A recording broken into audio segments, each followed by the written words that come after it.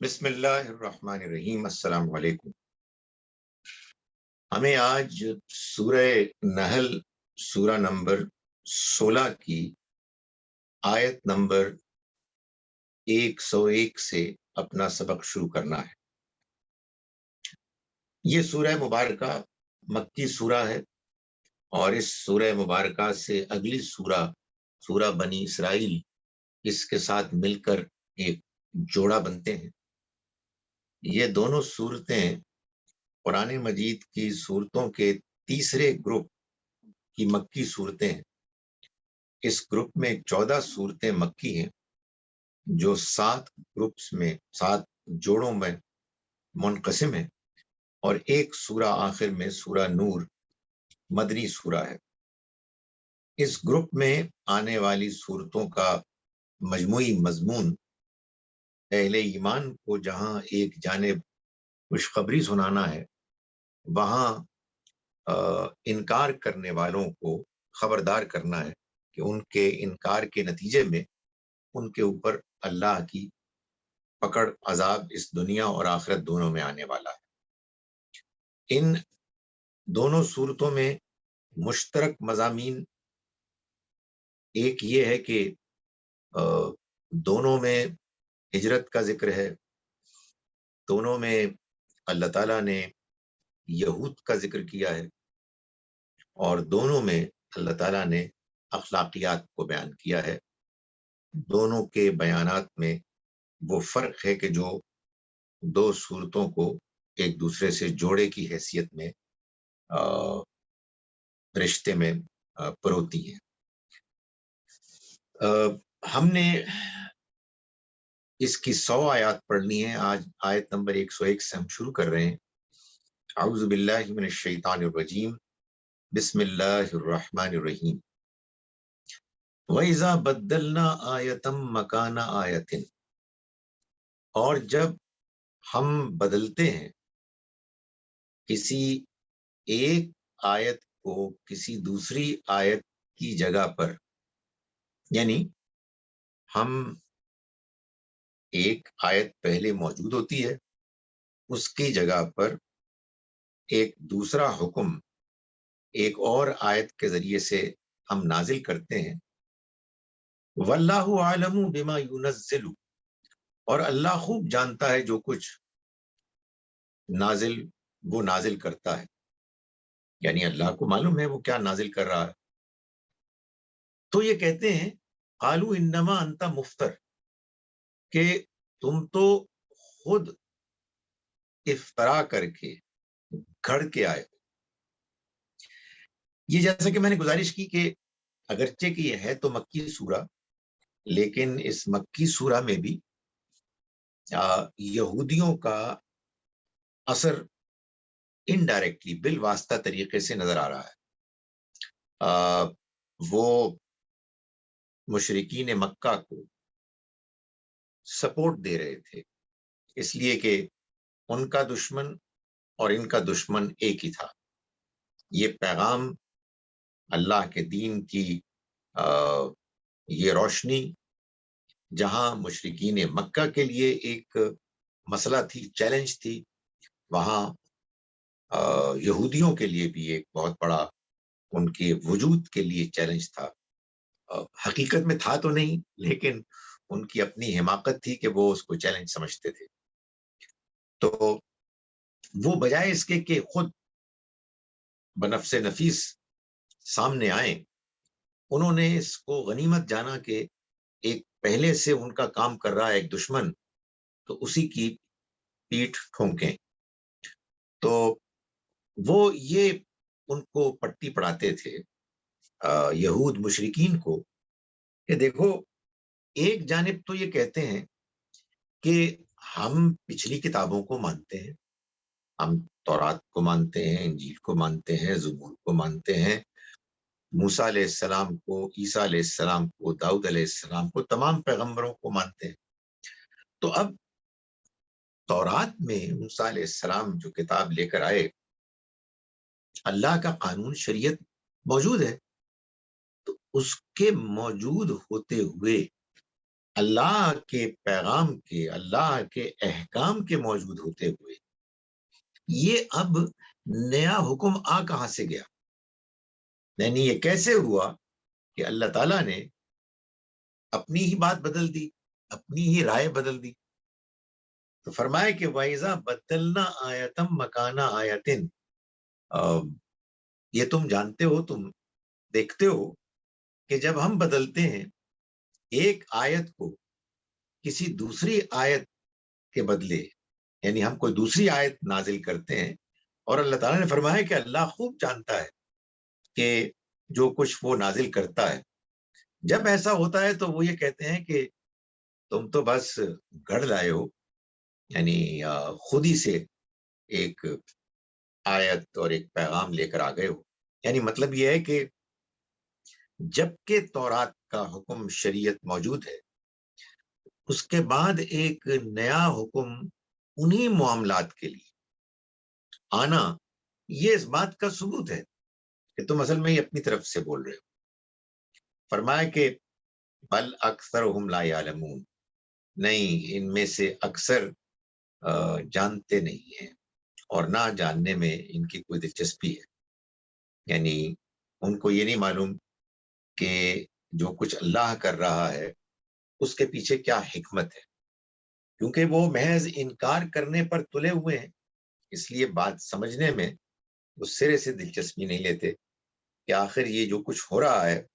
اس کے پیچھے کیا مصلحت، کیا حکمت ہے۔ اللہ تعالیٰ نے ہمیں یہ بتایا ہے کہ یہودیوں کو جو شریعت ملی وہ بھی اللہ ہی کی طرف سے تھی، مگر اس شریعت میں اللہ تعالیٰ نے بعض باتیں اس لیے سخت رکھی کہ ان کا رویہ بہت غلط ہو گیا تھا وحی الہی کے نزول کے زمانے، اور اللہ کا یہ الگ سے ایک قانون اصول ہے کہ جب وہ لوگ کہ جن پر اللہ کی وحی اترتی ہے، یعنی جن کی موجودگی میں اللہ کے پیغمبر ہوتے ہیں اور ان پر وحی اترتی ہے انہی کے لیے، اور وہ اس کی ناقدری کرتے ہیں، اس کا مذاق اڑاتے ہیں، اس کو ٹالتے ہیں، تو سزا کے طور پر اللہ تعالیٰ شریعت کو سخت کر دیتا ہے۔ اور اس کی مثال گائے کا وہ واقعہ ہے کہ جس میں اللہ تعالیٰ نے ایک گائے کو ذبح کرنے کے لیے کہا تھا، مگر چونکہ لوگ اس حکم پر عمل نہیں کرنا چاہتے تھے تو انہوں نے گائے کی تفصیلات معلوم کرنی شروع کر دی، اور یوں ایک گائے، کسی گائے کو ذبح کرنے کے حکم کے بعد وہ حکم بدل کے اتنا سخت ہو گیا کہ ایک گائے، خاص رنگ کی، خاص طرز کی، اسی کو ذبح کرنا اللہ کا حکم طے پا گیا۔ تو اس کے علاوہ یہ بھی تھا کہ ان کے ہاں کے جو علماء تھے، فقیہ تھے، وہ اپنے طور پر فتوے بھی دیتے تھے، اور وہ فتوے بھی دین شریعت کا حصہ بن جاتے تھے، جیسے ہمارے یہاں بن جاتے ہیں۔ تو وہ فتوے بھی دیتے تھے بڑے سخت سخت، اور اس کے نتیجے میں جو بظاہر جس کو شریعت کہتے ہیں وہ بڑی سخت ہو گئی۔ تو اللہ تعالیٰ نے جب یہ طے کیا کہ وہ اپنا آخری پیغام نازل کرے گا، تو اس نے اس پیغام کو اس اصل شکل میں نازل کیا کہ جو شکل اس کے ہاں ہمیشہ سے مطلوب تھی، کہ وہ متوازن پیغام ہو، قابل عمل ہو، انسانی فطرت کے مطابق ہو، افراط اور تفریط سے بالکل آزاد ہو۔ تو فرمایا کہ یہ ان میں سے اکثر نہیں جانتے ہیں کہ جو حکمت اللہ کے یہاں پوشیدہ ہے وہ کیا ہے، اور نہ ہی جاننا چاہتے، ورنہ ان کو بات سمجھ میں آ جاتی۔ قل نزلہ روح القدس، کہہ دو، یعنی اے پیغمبر آپ ان سے کہہ دیجئے کہ اس کو نازل کیا ہے اہتمام کے ساتھ روح القدس نے، یعنی جبرائیل علیہ السلام نے، من رب کا، تمہارے رب کی طرف سے، بالحق، بالکل ٹھیک، حق کے ساتھ، یعنی یہ جو کچھ بھی جبرائیل علیہ السلام لے کر آئے ہیں یہ بالکل ٹھیک اللہ کی شریعت ہے، اور اس شکل میں یہ شریعت آئی ہے کہ جو اس سے پہلے جو امتیں یہود و نصارہ کی تھیں، اور پھر بنی اسماعیل بھی یہ دعویٰ کرتے تھے کہ وہ ابراہیم علیہ السلام کے ماننے والے ہیں، تو ان کے ہاں جو شریعت کے نام پر جو قانون وہ پیش کر رہے تھے، جس میں سختیاں تھیں، ملاوٹیں تھیں، ان کی اپنی خواہشات تھیں، ان سب سے آزاد، بالکل پیور، پاک صاف اللہ کا پیغام ہے کہ جس کو جبرائیل علیہ السلام لے کر آئے ہیں، لِيُثَبِّتَ الَّذِينَ آمَنُوا، اور اس کا نازل ہونا اس لیے ہوا ہے تاکہ یہ ثابت قدم رکھے، قدموں کو جما کے رکھیں ان لوگوں کے کہ جو ایمان لائے. یعنی جب آپ کو اطمینان ہو جاتا ہے کہ یہ جو اعتراض کیا جا رہا ہے، اس اعتراض کا صحیح جواب کیا ہے، تو وہ جواب چونکہ عین فطرت کے مطابق ہوتا ہے، انسان کا دل، انسان کی عقل اس پر مطمئن ہو جاتے ہیں، اور اس کے نتیجے میں انسان کے اندر ثابت قدمی آتی ہے. یہ ایک بڑا امپورٹنٹ نقطہ ہے. ہمارے ہاں لوگ عام طور پر دین پر اعتراض کرنے والوں، دین کے بارے میں سوال کرنے والوں پر وہ غصے ہوتے ہیں، اور غصے ہونے کی وجہ یہ ہوتی ہے کہ وہ نروس ہوتے ہیں کہ یہ جو انہوں نے اعتراض کیا ہے، اس کے بعد اگر ہمارے پاس جواب نہ آیا، ہمیں اس کا جواب معلوم نہ ہوا، سمجھ میں نہ آیا، تو پھر تو ہم گئے. تو وہ ایک سینس آف انسیکیورٹی ہوتی ہے جس کی وجہ سے آپ اعتراض کرنے والے پر اعتراض کرتے ہیں. حالانکہ حقیقت واقعہ یہ ہے کہ ہم نے تو جو دین پایا ہے، اس دین کے بیان میں قرآن مجید میں بھی تو اعتراضات ہیں دوسرے پیغاموں کے دعوے داروں پر، ان کی دعوت پر، ان کی تعلیمات پر. تو یہ اعتراضات تو ہوں گے، اس میں بجائے اس کے کہ انسان غصے ہو، اس لیے کہ یہ تو خدا تعالیٰ کا ڈیزائن ہے. کسی کو کوئی مذہب ملا ہے، کسی کو کوئی دین ملا ہے، تو اگر سب لوگ اپنے اپنے ادیان اور مذاہب پر ایسے جذبات کے ساتھ جم جائیں کہ وہ کوئی سوال، کوئی اعتراض نہ ہونے دیں، بلکہ اعتراض کرنے والوں کے منہ نوچنے کو آئیں، تو پھر اس کے بعد تو دنیا میں نہ امن ہوگا، اور نہ دنیا میں یہ بات طے کی جا سکے گی کہ سچائی کیا ہے. اور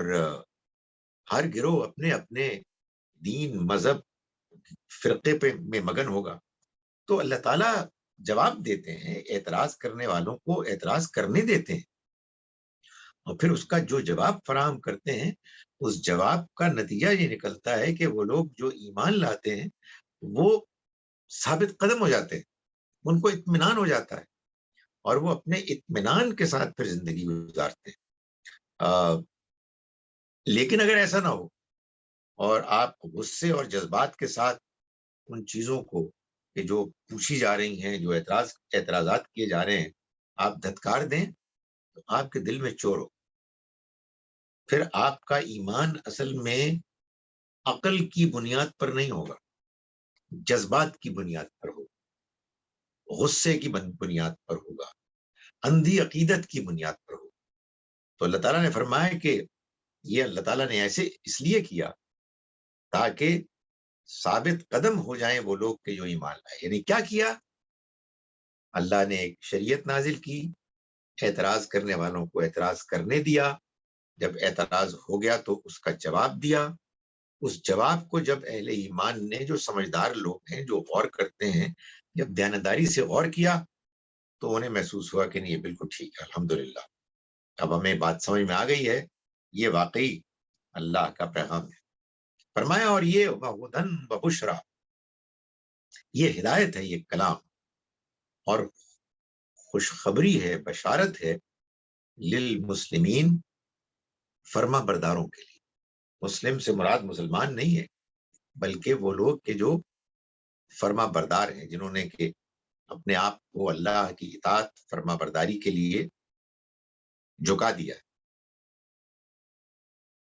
فرمایا کہ وَلَقَدْ نَعْلَمُ أَنَّهُمْ يَقُولُونَ، ہم یہ بات جانتے آئے ہیں، جانتے رہے ہیں، انہم یقولون کہ یہ لوگ کہتے ہیں انما یعلمہ بشر، یہ تو ان کو سکھایا ہے ایک بشر انسان نے۔ وہ کیونکہ ظاہر ہے کہ قرآن مجید میں جو بات بیان ہوئی ہے اس کی تعلیمات میں ایک حصہ، اور اچھا خاصا بڑا حصہ، وہ ہے کہ جو پچھلے پیغمبروں کی داستانیں، ان کے واقعات، جن میں بنی اسرائیل کے پیغمبر بھی ہیں۔ قرآن مجید میں سب سے زیادہ جن پیغمبر کا بیان ہے وہ تو موسیٰ علیہ السلام ہے، عیسیٰ علیہ السلام کا بھی ذکر ہے، یحییٰ علیہ السلام، زکریہ علیہ السلام، ایوب علیہ السلام، داؤد علیہ السلام، سلیمان علیہ السلام۔ بنی اسرائیل کے پیغمبروں کی تو بہت کہانیاں ہیں، ان کے واقعات ہیں، ان کی تعلیمات ہیں۔ تو ظاہر ہے کہ آپ اگر ایک چیز کے بارے میں اسسمنٹ کر رہے ہیں، فیصلہ کر رہے ہیں کہ کون سی بات ہے کہ جو آپ کو صحیح لگ رہی ہے، تو ایک طریقہ یہ ہے کہ آپ اپنے جذبات، اپنے آباء و اجداد کی روایات کو اہمیت دیں جو آپ کے تعصبات ہیں، اور باقیوں کو کرٹیسائز کرنا شروع کر دیں۔ اور ایک طریقہ یہ ہے کہ آپ غور کریں، سمجھنے کی کوشش کریں، جو حق جتنا ہے اس کو اتنا ایکنالج کریں، اور جہاں جو خامی ہے اس خامی کو بھی بیان کریں، اس کو بھی آپ اس کی جگہ پر رکھیں۔ تو یہ جب دعوت پیش ہوئی اور مشرکین مکہ نے اور یہودیوں نے یہ محسوس کیا کہ یہ تو اب ایک دعویٰ ہے، ایک پیغام ہے کہ جو مؤثر ہو رہا ہے، تو انہوں نے، مشرکین نے بھی اور شاید یہودیوں نے بھی یہ کیا ہو کہ اس کے لیے کہ اس پیغام کو لوگوں کی نگاہوں میں گرائیں، انہوں نے یہ کہنا شروع کر دیا کہ یہ پیغام تو اصل میں جو کہانیاں ان کو مل رہی ہیں، یہ تو ایک انسان ہے، ایک بشر ہے جو ان کو سکھا رہا ہے۔ وہ جو وہاں مکے میں غلام تھے، غلام لونڈیاں، ان میں سے بہت سے ایسے تھے کہ جو یا یہودی تھے یا نصرانی تھے، اور ظاہر ہے کہ وہ اپنی کتاب پڑھتے تھے، تو وہ لوگوں نے ان میں سے کسی ایک کو بیان کرنا شروع کر دیا اس کے بارے میں کہ یہ شخص ہے کہ جس سے کہ آپ نعوذ باللہ یہ باتیں سیکھتے ہیں اور ان کو بیان کرتے ہیں۔ تو یہ انہوں نے اعتراض کیا۔ ظاہر ہے کہ اس اعتراض پر بھی غصہ کیا جا سکتا تھا اور ان پر شدید تنقید کی جا سکتی تھی، لیکن قرآن مجید نے کیا کیا؟ فرمایا کہ لسان الذی یلحدون الیہ اعجمی، زبان اس شخص کی کہ جس کی طرف یہ منسوب کرتے ہیں اس کی زبان تو اجمی ہے، اور وَهَذَا لِسَانٌ عَرَبِيٌّ مُبِينٌ، اور یہ ایک واضح فصیح عربی زبان ہے۔ یعنی کہنے کو تو اور بھی بہت کچھ کہا جا سکتا تھا، یہ بھی ایک بڑا اہم پہلو ہوتا ہے کہ آپ کسی اعتراض کرنے والے کے اعتراض کا کیا جواب دیتے ہیں۔ ایک تفصیلی بحث بھی ہو سکتی تھی کہ دیکھو تمہارے واقعات اور قرآن کے بیان کردہ واقعات میں کچھ چیزیں مشترک ہیں تو فرق بھی ہیں، اور جو تعلیمات قرآن بیان کر رہا ہے وہ اور جو تمہارے کتاب میں تعلیمات ہیں اس میں بہت سی چیزیں مشترک ہیں تو بہت سی چیزیں فرق بھی ہیں۔ یہ بھی کوئی موقع ہو سکتا ہے کہ اس کو بیان کیا جائے۔ ظاہر ہے کہ بعض اوقات آپ کو تفصیل سے بات بیان کرنی ہوتی ہے، بعض اوقات جو اعتراض کرنے والے ہیں ان کا اعتراض ایک علمی سطح کا ہوتا ہے، تو ان کو تو جواب ظاہرہ دیا جاتا ان کے اپنے پس منظر کے لحاظ سے۔ یہاں قرآن مجید نے ایک اور بات بیان کی، اور یہ خاص طور پر مکے والوں کے اینگل سے بیان کی، کیونکہ مکے کے لوگ تو عربی زبان کے بارے میں بڑے حساس تھے اور ان کا بڑا اعلیٰ ذوق تھا، اور ان کے ہاں بڑے اس معاملے میں مقابلے بھی ہوتے تھے، اور معلقات جو خانہ کعبہ میں قصیدے لٹکائے جاتے تھے، جو سب سے بہتر قصیدہ ہوتا ہر سال کا اس کو لٹکایا جاتا۔ تو اللہ تعالیٰ نے ان لوگوں کو یہ بتایا کہ دیکھو کہ تم کیا اعتراض کر رہے ہو، جس شخص کا نام لے کے تم یہ کہہ رہے ہو ان سے ہمارے پیغمبر نے یہ سیکھا ہے، اور تمہیں آ کر یہ پیغام اللہ کے پیغام کے نام پر بیان کیا، غور تو کرو، وہ شخص تو اجمی ہے، اور یہ کتاب عربی مبین میں، یعنی مطلب یہ ہے کہ اس کتاب کی زبان کی فصاحت و بلاغت کے تو تم خود قائل ہو، تمہیں اس کا اندازہ ہے کہ یہ تو دھلی ہوئی عربی زبان ہے، اس اللہ کے بندے کی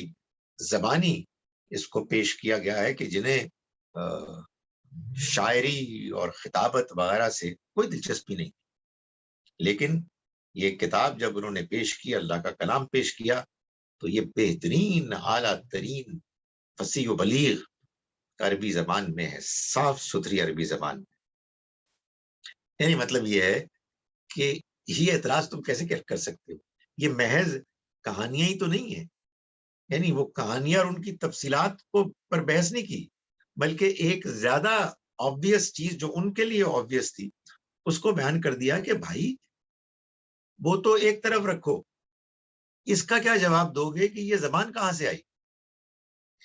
ان الذین لا یؤمنون بآیات اللہ، بے شک وہ لوگ کہ جو اللہ کی آیات کو نہیں مانتے، یعنی اصل بات یہ ہے، حقیقت یہ ہے کہ جو اللہ کی آیات کو نہیں مانتے، لا یہدیہم اللہ، اللہ ان کو ہدایت نہیں دیتا، یعنی صحیح بات کو سمجھنے، صحیح بات تک پہنچنے کی اللہ تعالیٰ ان کو توفیق نہیں دیتا۔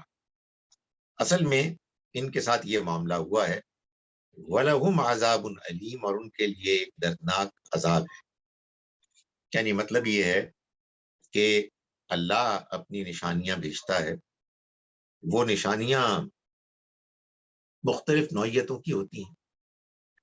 وہ اللہ کا کلام بھی ہو سکتا ہے، وہ پیغمبروں کے معجزات بھی ہو سکتے ہیں۔ نشانیوں میں سے ایک بڑی نشانی پیغمبر کی شخصیت، ظاہری شخصیت بھی، اور ان کا کردار، ان کا اخلاق۔ تو یہ جو لوگ ان کو ماننے کے لیے تیار نہیں ہوتے، یعنی ان کو نشانی نظر آ جاتی ہے لیکن اس کے باوجود وہ اس کو نہیں ماننے کے لیے تیار ہوتے، تو پھر اصل میں کیا ہوتا ہے کہ اللہ ان کی رہنمائی نہیں کرتا، اللہ تعالیٰ انہیں صحیح بات تک پہنچنے کی توفیق نہیں دیتا۔ وَلَهُمْ عَذَابٌ أَلِيمٌ، اور ان کے لیے ایک دردناک عذاب ہے۔ إِنَّمَا يَفْتَرِي الْكَذِبَ الَّذِينَ لَا يُؤْمِنُونَ بِآيَاتِ اللَّهِ، اللہ پر جھوٹ تو وہ گھڑتے ہیں کہ جو اللہ کی آیات پر ایمان نہیں لاتے، یعنی اس کا کوئی امکان نہیں کہ پیغمبر جھوٹ گھڑیں، نعوذ باللہ۔ جھوٹ تو اصل میں وہ لوگ گڑتے ہیں، گڑ رہے ہیں کہ جو اللہ کی آیات کو نہیں مانتے، اور اس وجہ سے جب وہ نہیں مانتے تو پھر ان کو جھوٹ کا سہارا لینا پڑتا ہے۔ فرمایا کہ وَأُولَٰئِکَ هُمُ الْكَاذِبُونَ، اور یہی لوگ ہیں کہ جو جھوٹے، یعنی یہ جھوٹ بولتے ہیں، بے تکلف جھوٹ بولتے ہیں، جب کبھی ان کو ضرورت پیش آتی ہے کہ وہ اپنے موقف، اپنے نقطۂ نظر، نیریٹو کا دفاع کریں، اور سچی بات سے ان کا دفاع نہیں ہوتا تو پھر جھوٹ بولتے ہیں، بڑے اعتماد کے ساتھ جھوٹ بولتے ہیں، اور ظاہر ہے ان کے جو ماننے والے فالوورز ہیں وہ ان کی بات مان کے ان سے متاثر ہوتے ہیں۔ یہ دنیا کا دستور ہے کہ دنیا میں ہمیشہ بعض ایسے بیوقوف لوگ ہوتے ہیں کہ جو آنکھیں بند کر کے بعض لوگوں کو مانتے ہیں، چاہے وہ کچھ بھی ہو، چاہے وہ کوئی بات بھی کریں۔ تو فرمایا کہ یہ جھوٹ تو وہ گڑتے ہیں کہ جو اللہ کی آیات پر ایمان نہیں رکھتے حقیقت میں، یعنی اللہ کی آیات کو دیکھ کر سن کر وہ اس کے مطابق اپنی زندگی کو ڈھالنے کے لیے تیار نہیں ہوتے، وہ سچائی کے آگے سرنڈر کرنے کے لیے تیار نہیں ہوتے، اس لیے وہ پھر جھوٹ بولتے ہیں، اور جھوٹ بولتے ہیں تو پھر طرح طرح کے انٹ سنٹ قسم کے اعتراضات پیش کرتے ہیں۔ فرمایا کہ من کفر باللہ، جس کسی نے اللہ کا انکار کیا، اللہ سے کفر کیا، یہ اللہ سے کفر جو ہے اس کا یہ مطلب نہیں ہے، یعنی لازماً یہ مطلب نہیں ہے کہ آدمی ایتھیسٹ ہو اور کہے میں اللہ کو نہیں مانتا، نہیں، اللہ نے جو پیغام بھیجا، اللہ نے جو سکیم بنائی، اگر کوئی شخص اس کا انکار کر دے تو یہ بھی اللہ کا انکار ہے۔ اللہ نے جو پیغمبر بھیجے، ان پیغمبروں کا انکار اصل میں اللہ کا انکار ہے۔ یہ ہمارے ہاں ایک خواہ کی بحث چل پڑی سورہ بقرہ کی آیت نمبر 65 اور سورہ مائدہ کی آیت نمبر 69 کی بنیاد پر، کہ جس میں اللہ تعالیٰ نے نام لے کر بتایا کہ یہ مسلمان، یہ یہودی، یہ نصرانی اور یہ سابئی، جو ایمان لایا اللہ پر اور آخرت پر، جس نے نیک عمل کیے، وہ جنتی ہے۔ تو لوگوں نے کہنا شروع کر دیا جی کہ تو اس کا تو مطلب یہ ہوا کہ اللہ تعالیٰ فرما رہے ہیں کہ یہودی بھی جنتی ہیں، نصرانی بھی جنتی ہیں، سابئی بھی جنتی ہیں، اور مسلمان بھی جنتی ہیں، بس اصل میں اللہ پر اور آخرت پر ایمان لانا ہے اور نیک عمل کرنے ہیں۔ گزارش یہ کہ ایسا نہیں ہے، اللہ کے کسی رسول کا انکار اللہ کا انکار ہے۔ تو جب یہ کہا جائے کہ جو اللہ کو مانتا ہے، اس سے مراد یہ ہے کہ اللہ کو صحیح طرح سے مانتا ہے۔ اللہ تعالیٰ نے جو پیغام بھیجا ہے، جو اپنی اسکیم کے بارے میں تفصیلات بیان کی ہیں، وہ اس کو مانتا ہے، اس کا انکار نہیں کرتا۔ بس اتنی وضاحت ضروری ہے کہ اللہ کے پیغمبر کے انکار کا مطلب یہ ہے کہ اللہ کے پیغمبر کی بات، ان کا پیغام ٹھیک طرح سے پہنچ گیا، وہ سمجھ میں آ گیا، لیکن اس کے باوجود انکار کر دیا، ماننے کے لیے تیار نہیں ہوئے، تو پھر یہ انکار پیغمبری کا انکار نہیں ہے، بلکہ یہ اللہ کا انکار۔ تو فرمایا کہ من کفر باللہ، جو اللہ سے کفر کرے، یعنی یہ اب اللہ تعالیٰ بتا رہے ہیں اہل ایمان کو بھی اور سب کو، من بعد ایمان ہی، اپنے ایمان لانے کے بعد، جو ایمان لانے کے بعد انکار کر دے، الا من اکرہ وقلبہ مطمئن بالایمان، سوائے ان کے کہ جو مجبور کر دیے گئے جبکہ ان کا دل ایمان پر مطمئن تھا، بلاکن من شرح بالکفر، مگر وہ کہ جن کا دل کفر پر مطمئن ہو گیا، جن کو کفر کے لیے جن کا دل، جن کا سینہ کھل گیا۔ فرمایا کہ من شرح بالکفر صدرن، جن کے لیے ان کا سینہ، جن کا جو اپنے سینے کو کفر کے لیے جنہوں نے کھول دیا، فرمایا کہ فعلیہم غضب من اللہ، تو ان پر اللہ کی طرف سے غضب ہوگا، وَلَهُمْ عَذَابٌ عَظِيمٌ، اور ان کے لیے ایک بڑا عذاب ہوگا۔ یعنی جو تو مجبوراً کسی موقع پر جان بچانے کے لیے کلمہ کفر کہہ بیٹھے جبکہ ایمان ان کے دل میں، تو ایسوں کا تو مواخذہ نہیں ہوگا، وہ تو ایک وقتی تدبیر ہے اپنے آپ کو بچانے کے لیے جب جان جا رہی ہے۔ یعنی دو امکانات ہیں، ایک امکان یہ ہے کہ انسان کہے کہ میری جان چلی جائے، اور دوسرا یہ کہ انسان یہ کہے کہ نہیں، مجھے اپنی جان بچانی ہے، اور اب چونکہ اس کے سوا کوئی چارہ نہیں ہے کہ میں یہ کہوں کہ میں مومن نہیں ہوں، میں مسلمان نہیں ہوں، لیکن دل میں ایمان پختہ ہے، تو ایسے کو تو اللہ تعالیٰ معاف فرما دیں۔ اگرچہ کہ یہ کمتر عمل ہے، لیکن بہرحال ایمان دل میں ہوتا ہے، اور دل میں ایمان اگر قائم ہے تو پھر وہ معاف ہے، لیکن جس کا دل مطمئن ہو گیا کفر سے تو اس کے لیے غضب ہے اللہ کی طرف سے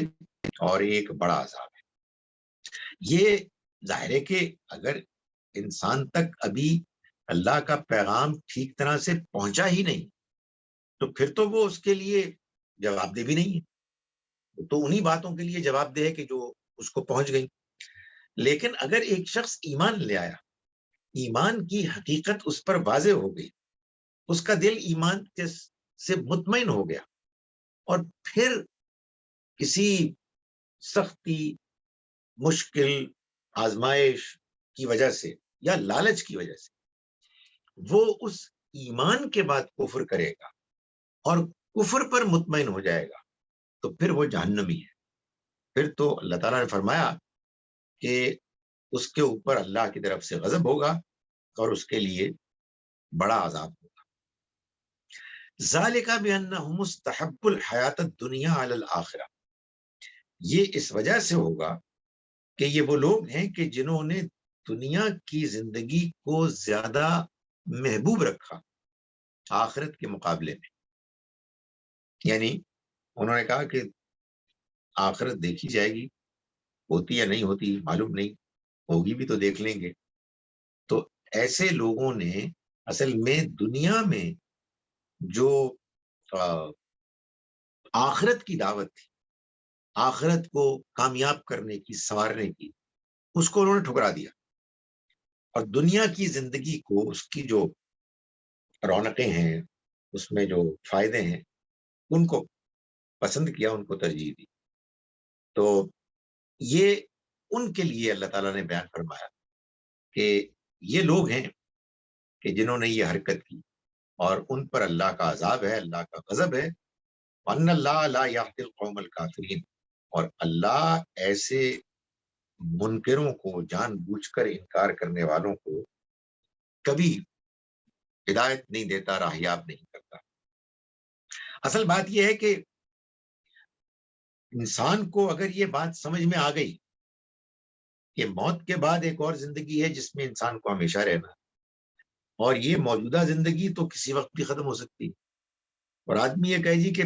آخرت پتہ نہیں ہوتی یا نہیں ہوتی، مجھے تو یہی زندگی چاہیے، تو یہ کسی صورت بھی قابل قبول فیصلہ نہیں ہے۔ اس لیے کہ ایک تو یہ حماقت ہے، یعنی انسان دیکھ رہا ہے کہ یہ زندگی تو کسی وقت بھی ختم ہو سکتی ہے، اور اگلی زندگی پر ایمان نہیں تو کچھ پاسبلٹی آدمی مان لے اس آخرت کی زندگی کے مقابلے میں، کہ جس کے بارے میں یہ بتایا جا رہا ہے کہ وہ ہمیشہ کے لیے ہوگی، اس دنیا کی زندگی کو کہ جو معلوم ہے کسی وقت بھی ختم ہو سکتی ہے، ترجیح دینا پرلے درجے کی حماقت، اور حماقت کے بعد ایک جرم بھی ہے، کیونکہ ظاہر ہے کہ اس کے بعد انسان پھر دنیا کو آخرت پر ترجیح دے گا، اور دنیا میں جو خرابیاں ہیں، جو خواہشات کو پورا کرنے کا موقع ہے، اس کے لیے وہ اندھا ہو جائے گا، اور آخرت میں جواب دہی کے احساس سے بالکل محروم ہو جائے گا۔ اور اس میں اللہ کا بھی انکار ہے، یعنی اللہ تعالیٰ کے بارے میں پھر یہ تصور ہے کہ یا تو وہ ہے ہی نہیں، اور اگر ہے تو نہ وہ انصاف کرنے والا ہے، نہ وہ حکیم ہے، سمجھدار ہے، نہ وہ کچھ جانتا ہے، نہ وہ رحمان و رحیم ہے، کچھ بھی نہیں ہے، نعوذ باللہ۔ تو ظاہر ہے کہ یہ ایک بہت ہی غلط اور گمراہی پر مبنی رویہ ہے۔ فرمایا کہ اولئک الذین طبع اللہ علی قلوبہم، یہ وہ لوگ ہیں کہ اللہ نے جن کے دلوں پر مہر کر دی، وسمعہم وابصارہم، اور ان کے کانوں پر، ان کی آنکھوں پر، یعنی اللہ کے اس قانون کے مطابق کہ جو اس دنیا میں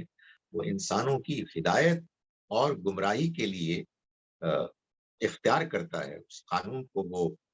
نافذ کرتا ہے، اس میں اس نے یہ طے کیا ہوا ہے کہ اگر کوئی شخص جان بوجھ کر، غلط فہمی کی بنیاد پر نہیں، حالات کے مشکل ہونے کی وجہ سے نہیں، بلکہ خود اپنی آزادانہ مرضی سے آخرت کی زندگی کو دھتکارتا ہے، اللہ کی طرف سے آئے ہوئے پیغام کو، اس کی اسکیم، اس کے پلان کو سننے کے بعد اس کو ریجیکٹ کر دیتا ہے اور دنیا کی حقیر گھٹیا خواہشات کے پیچھے چلتا ہے اور اس پر مطمئن ہو جاتا ہے، پھر اس کے دل پر مہر لگ جاتی ہے، اللہ اس کے دل پر مہر لگا دیتا ہے تاکہ پھر وہ بات کو، حقیقت کو، صحیح دعوت کو سمجھ نہ پائے، اس لیے کہ اب اس نے حد کر دی،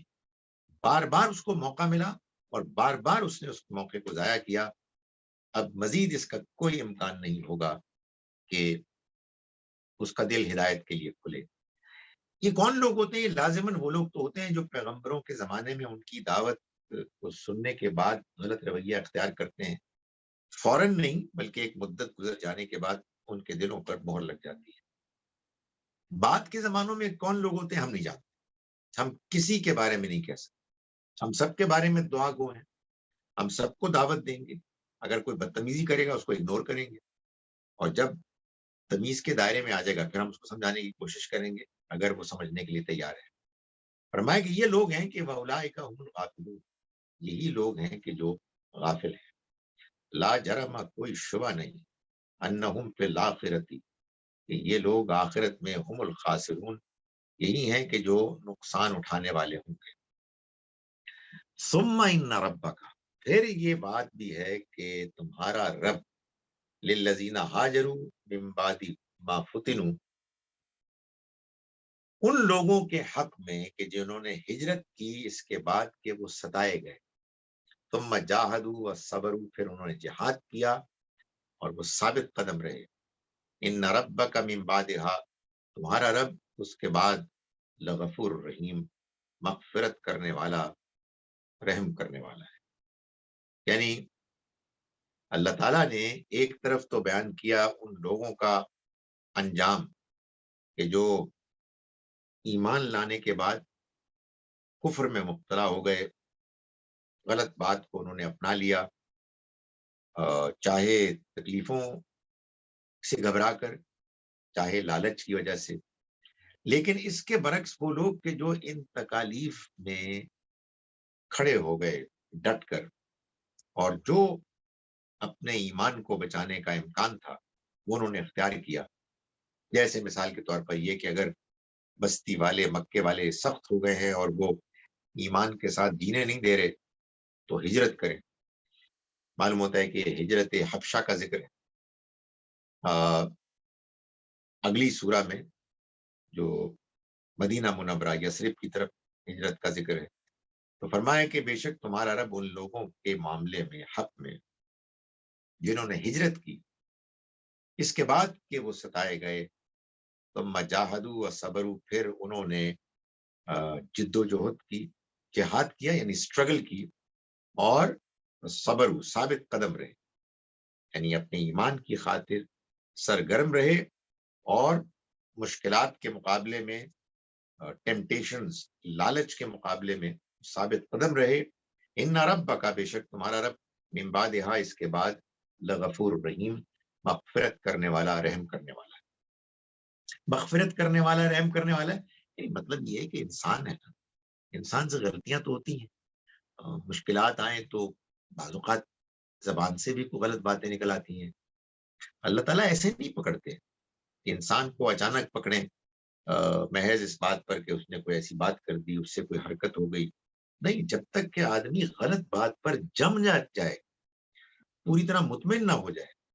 اس وقت تک انسان کے پاس پورا موقع ہوتا ہے، اور اللہ تعالیٰ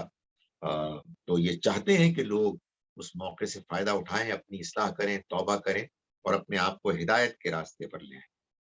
فرمایا یوم تأتی کل نفس تجادل عن نفسها، اس دن، یعنی جس دن کا یہ ذکر ہو رہا ہے کہ جب یہ حساب کتاب ہوگا، اس دن تأتی کل نفس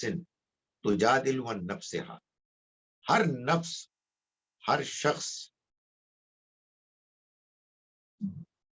اپنے بارے میں دفاع کرتا ہوا آئے گا، تجادل عن نفسها، وہ بولتا ہوا آئے گا، جگڑتا ہوا آئے گا اپنا دفاع کرتے ہوئے، فتوفا کل نفس، اور پورا پورا دے دیا جائے گا ہر انسان کو، ہر نفس کو، ما عملت، جو اس نے کیا، وہم لا یظلمون، اور ان کے ساتھ کوئی ظلم نہیں کیا جائے گا، کوئی ظلم نہیں کیا جائے گا، یہ آخرت میں ہوگا۔ فرمایا کہ ضرب اللہ مثلا، بیان کرتا ہے اللہ مثال ایک بستی کی، یعنی یہ لوگ کہ جن کے سامنے یہ پیغام پیش کیا جا رہا ہے، قریش کے لوگ، فرمایا کہ تمہارے لیے اللہ تعالیٰ ایک مثال بیان کرتا ہے، قریتن، ایک ایسی بستی کی، کانت آمنتم مطمئنہ، جو امن اور اطمینان کے ساتھ تھی، یعنی اس کے رہنے والے امن اور چین کے ساتھ زندگی گزار رہے تھے، یأتیہا رزقہا رغدن، اس کو آتا تھا رزق اس کا ہر طرف سے فراغت کے ساتھ، من کل مکان، ہر طرف سے، فکفرت بانعم اللہ، تو اس نے اللہ کے انعام کی ناشکری کی۔ کفر انکار بھی ہوتا ہے اور ناشکری، دونوں کے لیے یہی لفظ ہے، تو اس نے ناشکری کی اللہ کی نعمتوں کی ناشکری کی۔ فرمایا کہ فَأَذَاقَهَا اللَّهُ لِبَاسَ الْجُوعِ وَالْخَوْفِ، تو اللہ تعالیٰ نے چکھایا اس بستی کے لوگوں کو بھوک کا مزہ، بھوک کا عذاب اور خوف کا عذاب، یعنی لباس الجوع والخوف جو ہے، یہ اصل میں کیا ہے کہ اللہ تعالیٰ نے ان کو جو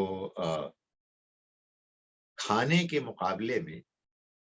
بھوک کا مزہ، بھوک کا عذاب ان کو دیا، اور خوف، امن کے مقابلے میں خوف کا عذاب دیا، یعنی اللہ تعالیٰ نے ان کو بھوک سے دوچار کیا اور اللہ تعالیٰ نے ان کو خوف کا لباس پہنایا۔ یہ ان کے ساتھ ہوا ان کے اس رویے کی وجہ سے، بما کانوا یصنعون، اس وجہ سے کہ جو کچھ وہ کیا کرتے تھے۔ وَلَقَدْ جَاءَهُمْ رَسُولٌ مِّنْهُمْ، اور بے شک آئے ان کے پاس رسول منہم، رسول انہی میں سے، فَكَذَّبُوهُ، تو انہوں نے ان کو جھٹلایا، فَأَخَذَهُمُ الْعَذَابُ، تو پکڑ لیا ان کو عذاب نے، وَهُمْ ظَالِمُونَ، اور وہ ظالم تھے۔ یہ کسی ایک بستی کا ذکر نہیں ہے، یہ اصل میں مثال دی ہے اللہ تعالیٰ نے تمام بستیوں کی جن پر اللہ کا عذاب آیا اور اہل مکہ اس سے واقف تھے۔ قرآن مجید نے ان میں سے بعض کا ذکر بھی کیا، خاص طور پر عاد اور سمود، اور پھر قوم لوط، قوم شعیب،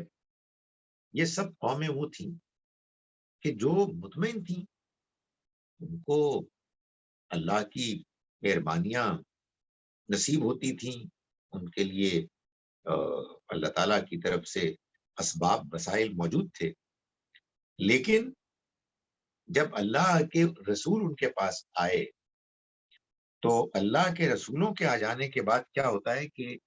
یہ جو قوموں کا ہوتا ہے نا امتحان کا معاملہ،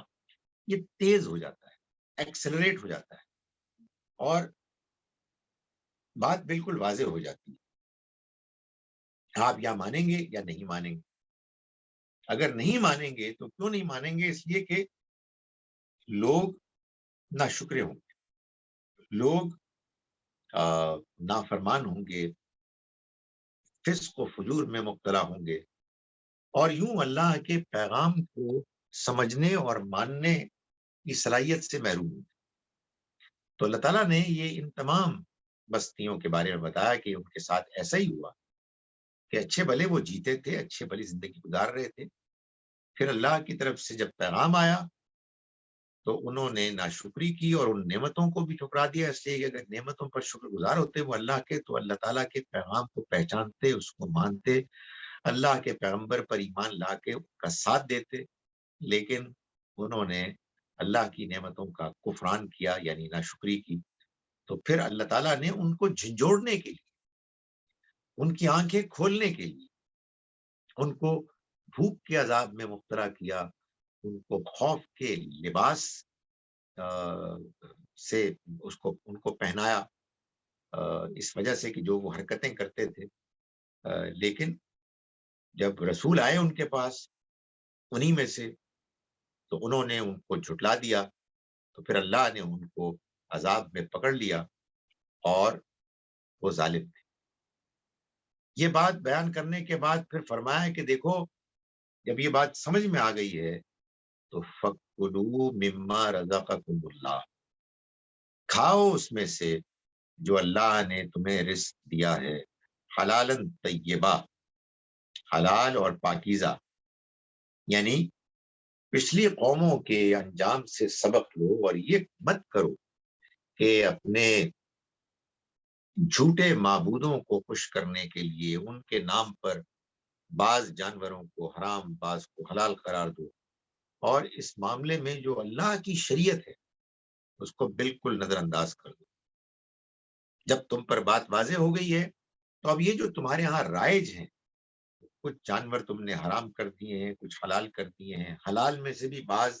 بعضوں کے لیے حلال ہیں، بعضوں کے لیے حرام ہیں، یہ بتوں کے، جھوٹے خداؤں کے نام پر تم نے نئی کوئی شریعت ایجاد کر لی ہے۔ اگر تم نے بات سمجھ لی ہے، اللہ کے پیغام سے تم واقف آشنا ہو گئے ہو، تو پھر کھاؤ اس میں سے کہ جو تم کو اللہ نے دیا، حلال اور پاکیزہ، یعنی کھانا، رزق۔ وشکرو نعمت اللہ، اور شکر ادا کرو اللہ کی نعمت کا، ان کنتم ایاہ تعبدون، اگر تم اس کی واقعی عبادت کرتے ہو۔ مکے والے یہ دعویٰ کرتے تھے کہ ہم اللہ ہی کی عبادت کرتے ہیں۔ یہ بت تو اصل میں ہم نے اس لیے بنائے ہوئے ہیں کہ ان کے پیچھے جو بزرگ ہیں، جو جن ہیں، جو فرشتے ہیں، ان کے ذریعے سے ہم اللہ کے قریب آئیں گے۔ شرک کا ہمیشہ سے یہ آرگومنٹ رہا ہے۔ جو لوگ شرک کرتے ہیں تو وہ یہ کہتے ہیں اصل میں یہ جو ہم جا رہے ہیں ان بتوں کے پاس، ان کے استھان پر یا ان مزاروں میں بزرگوں کے آگے جو ہم سجدے کر رہے ہیں، تو یہ تو اصل میں ہم اللہ تک پہنچنے کے لیے ان کو ذریعہ بنا رہے ہیں۔ تو اللہ تعالیٰ نے فرمایا کہ دیکھو، شکر ادا کرو اللہ کی نعمت کا اگر تم واقعی اس کی عبادت کرتے ہو، یعنی تم یہ جو دعویٰ کر رہے ہو کہ تم اسی کی عبادت کرتے ہو، تو پھر اللہ نے جس چیز کو حلال کیا اس کو کھاؤ، اور جس کو حرام کیا ہے اس سے بچو، اور اللہ کے آگے جھکو، اس کی عبادت کرو اور کسی کی عبادت نہ کرو۔ انما حرم علیکم المیتۃ والدم، یہ تو تم نے اپنے اوپر چیزیں حرام کر لی ہیں، یہ حرام تھوڑی ہے، وہ ان کے ہاں ایک فہرست تھی۔ فرمایا اس نے تو صرف حرام کیا تم پر مردار کو، والدم، اور خون کو، ولحم الخنزیر، اور سور کے گوشت کو، وما اہل، اور جو ذبح کیا گیا، لغیر اللہ بھی، اللہ کے سوا کسی اور کے نام پر، یہ ہیں حرام۔ یعنی مطلب یہ ہے کہ ایک تو وہ ساری چیزیں حرام ہیں کہ جو انسان کی فطرت میں پہلے سے حرام کے طور پر معلوم ہے، ناپاک ہے۔ یہ درندے، کتے، بلیاں، شیر، چیتے وغیرہ، یہ سب تو حرام ہے، جو دوسروں کا گوشت کھاتے ہیں، دوسرے جانوروں کا، تو وہ تو کھانے پینے کے لحاظ سے ناپاک ہیں۔ ویسے وہ جانور دوسرے کاموں کے لیے ہیں، ان کے اور مقاصد ہیں، لیکن ان کا گوشت کھانے پینے کے لیے موضوع نہیں ہے، اس لیے کہ اس میں درندگی ہے، اس میں گندگی ہے۔ اور اللہ کے نام کے علاوہ کسی اور کے نام پر جب جانور ذبح کیا جائے گا، اگرچہ کہ وہ حلال جانور ہو، اور اگرچہ کہ وہ صحیح طرح سے اس کا خون بہایا گیا ہو، تزکیہ اس کا کیا گیا ہو، اس کے باوجود وہ حرام ہے، اس لیے کہ جانور صرف اللہ کے نام پر ہی ذبح کیا جائے گا۔ فرمایا فمن استر، پھر جو کوئی مجبور ہو گیا، بے قرار ہو گیا، غیر باغن ولا عادن، بغیر اس کے کہ وہ اس کی طرف رغبت کرے، ولا عادن، اور نہ ہی حد سے آگے بڑھے، فإن اللہ غفور رحیم، تو بے شک اللہ مغفرت کرنے والا، رحم کرنے والا ہے، یعنی کہ پھر اللہ تعالیٰ معاف کر دے گا، مگر شرط یہ ہے کہ وہ مجبور ہو اور اس طرح کھائے وہ کہ نہ چاہنے والا ہو اور نہ حد سے بڑھنے والا ہو، جس سے اس کو اس کی زندگی قائم رہتی ہے، برقرار رہتی ہے، تو وہ کھا سکتا ہے، ورنہ حرام حرام ہے، اس کو کسی صورت نہیں کھایا جائے گا۔ میں ان آیات کا ترجمہ ایک مرتبہ پھر کر رہا ہوں جو ہم نے آج پڑھی ہیں۔ ہم نے آج آیت نمبر 101 سے اپنا سبق شروع کیا۔ اعوذ باللہ من الشیطان الرجیم، بسم اللہ الرحمن الرحیم۔ وَإِذَا بَدَّلْنَا آیَةً مَكَانَ آیَةٍ، اور جب ہم بدلتے ہیں ایک آیت کی جگہ دوسری آیت کو، ایک آیت کی مقام پر دوسری آیت کو، واللہ عالم بما ينزل، اور اللہ خوب جانتا ہے وہ کیا نازل کر رہا ہے۔ قالوا انما انت مفتر، تو وہ کہتے ہیں کہ تم تو گھڑ لائے، یعنی جملہ اصل میں یہ ہے کہ جب ہم ایک آیت سے دوسری آیت کو بدلتے ہیں تو وہ کہتے ہیں کہ تم تو بس ایک گھڑنے والے ہو، نہیں، بل اکثرهم لا یعلمون، ان میں سے اکثر لوگ نہیں جانتے اس کی حکمتیں اور نہ جاننا چاہتے ہیں۔ قل نزلہ، کہہ دیجئے کہ اس کو تو اتارا ہے روح القدس، جبرائیل امین نے، میں رب کا، تمہارے رب کی طرف سے، بالحق، بالکل حق، صحیح طور پر، لیثبت الذین آمنوا، تاکہ ثابت قدم ہوں وہ لوگ، مضبوط ہوں قدم ان کے کہ جو ایمان لائے، بخدم و بشرا، اور یہ ہدایت ہے اور خوشخبری ہے، للمسلمین، فرما برداروں کے لیے۔ وَلَقَدْ نَعْلَمُ، اور ہم خوب جانتے رہے ہیں، انہم یقولون، کہ یہ لوگ کہتے ہیں، یہ مکے کے مشرک، انما یعلمہ بشر، اس کو تو سکھایا ہے بس ایک انسان نے، لسان الذی یلحدون الیہ عجمی، حالانکہ اس شخص کی زبان جس کی طرف یہ منسوب کرتے ہیں عجمی زبان ہے، وہذا لسان عربی مبین، اور یہ ایک واضح عربی زبان میں یہ کلام ہے۔ ان الذین لا یؤمنون بآیات اللہ، بے شک وہ لوگ کہ جو اللہ کی آیات پر ایمان نہیں لاتے، ایمان نہیں لانا چاہتے، لا یہدیہم اللہ، اللہ ان کو راہیاب نہیں کرے گا، کی رہنمائی نہیں کرے گا، وَلَهُمْ عَذَابٌ علیم، اور ان کے لیے ایک دردناک عذاب ہے۔ انما یفتری الکذب الذین لا یؤمنون بآیات اللہ، جھوٹ تو بس وہی باندھتے ہیں جو اللہ کی آیات پر ایمان نہیں رکھتے، وَأُولَٰئِکَ هُمُ الْکاذِبُونَ، اور یہی لوگ جھوٹے ہیں۔ من کفر باللہ، جس کسی نے اللہ کا انکار کیا، من بعد ایمانی، اس کے ایمان کے بعد، یعنی ایمان لانے کے بعد، الا من اکرہ، سوائے اس کے کہ جو مجبور کر دیا گیا، وقلبہ مطمئن بالایمان، اور اس کا دل ایمان پر مطمئن ہے، ولیکن من شرح بالکفر، مگر وہ کہ جس کا شرح بالکفر صدر، جس کا سینہ کفر کے لیے کھل گیا، جس نے اپنے دل کو، اپنے سینے کو کفر کے لیے کھول دیا، فعلیہم غضب من اللہ، تو اس پر اللہ کی طرف سے غضب ہوگا، وَلَهُمْ عَذَابٌ عَظِيمٌ، اور اس کے لیے بڑا عذاب ہوگا۔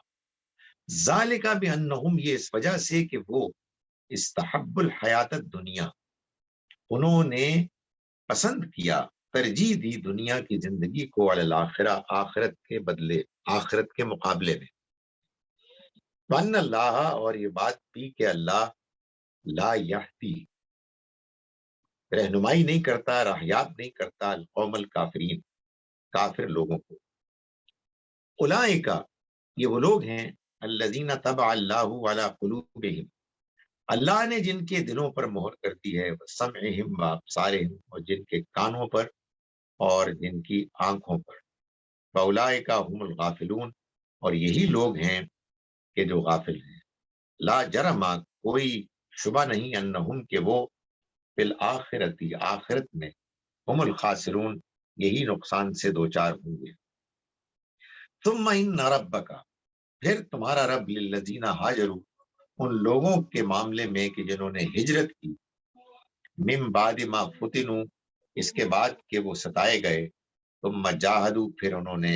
جد و جہد کی، جہاد کیا، فصبروا، اور ثابت قدم رہے. ان ربک، بے شک تمہارا رب، من بعدہا، اس کے بعد، لغفور الرحیم،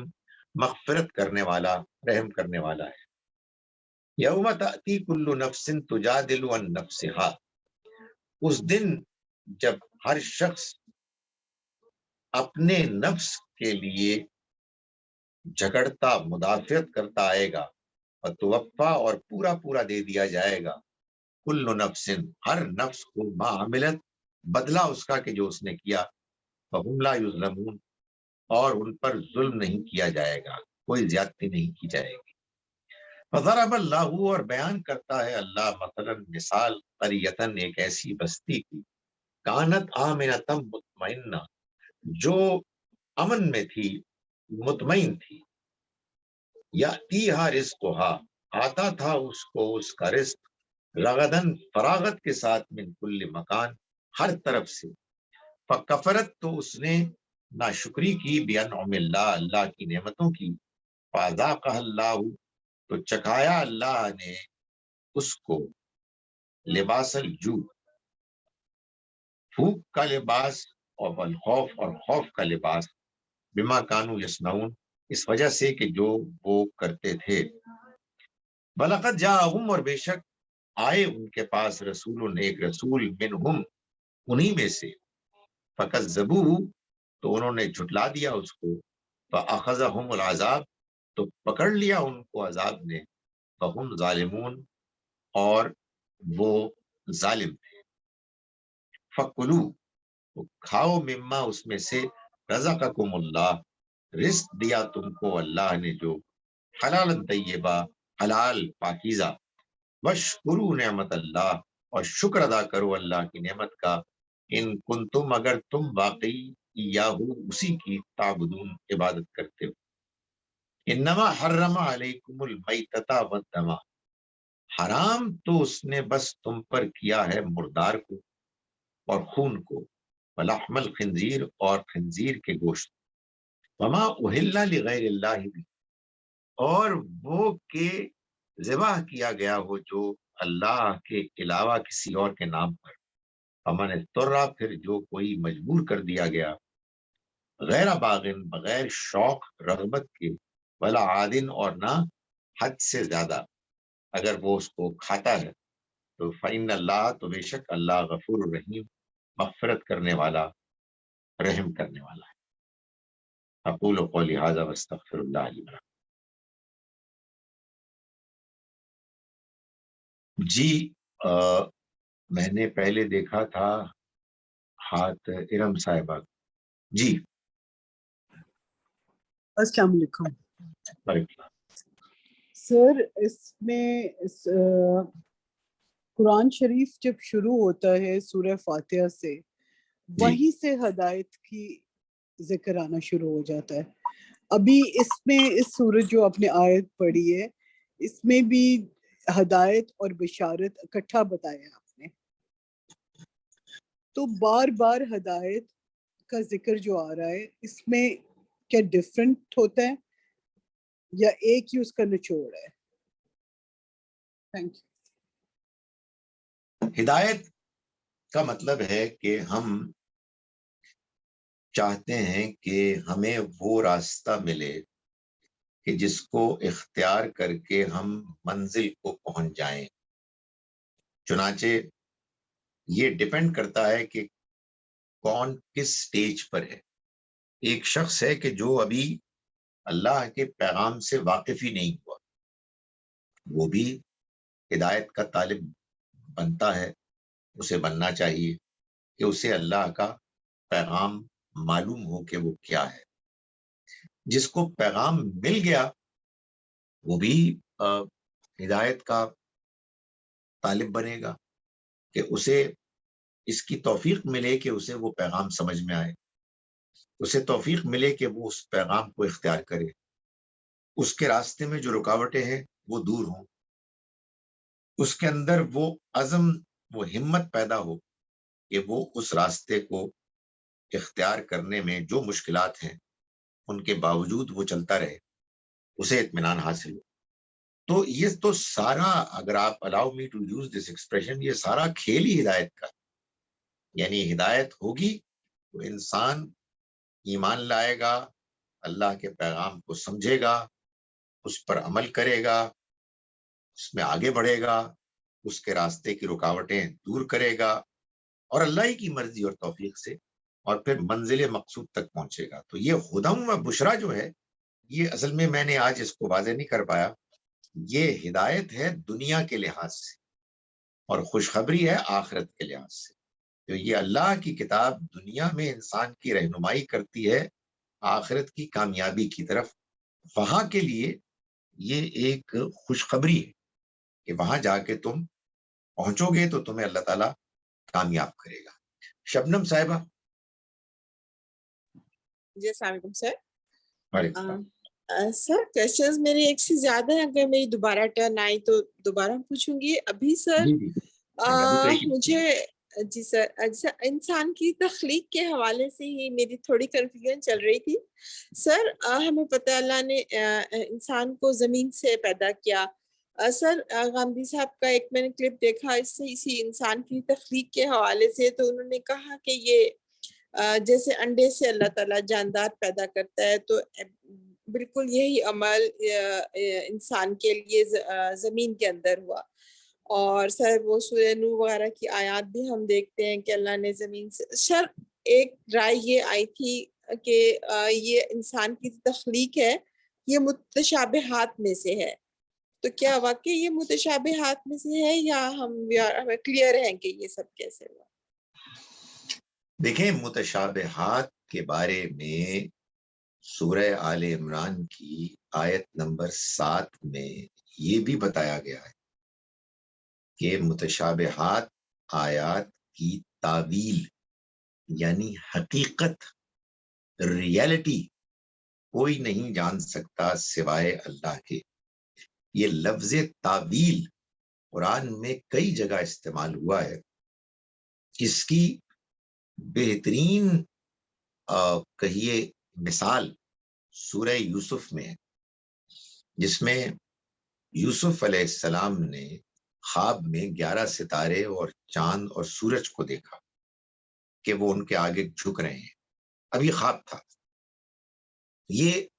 ایک متشابہ چیز تھی. خواب ہمیشہ متشابہ ہوتا ہے، میٹافوریکل ہوتا ہے. جب ان کے آگے سٹوری کے کلائمیکس پر ان کے بھائی اور ماں اور باپ جھکے تو انہوں نے والدین اپنے والد صاحب کو کہا کہ ابا جان، ھذا تعویل رویائی، یہ میرے خواب کی تعویل یعنی حقیقت ہے. تو چنانچہ متشابہ آیات وہ آیات ہیں کہ جو ان موضوعات کو بیان کرتی ہیں کہ جو اس دنیا سے متعلق ہیں جس دنیا کو ہم نے دیکھا ہی نہیں. چنانچہ اس دنیا کی ڈسکرپشن کے لیے اللہ تعالیٰ نے جو الفاظ استعمال کیے ہیں وہ میٹافوریکل ہیں، متشابہ ہیں. یعنی اسی دنیا سے کچھ مثالیں لے کے بیان کر دی کہ اس میں باغات ہوں گے، جنت نہریں نیچے بہتی ہوں گی، کہیں پانی کی ہوں گی، کہیں دودھ کی ہوں گی، کہیں شہد کی ہوں گی. اب یہ متشابہات ہیں، ان کی حقیقت کیا ہے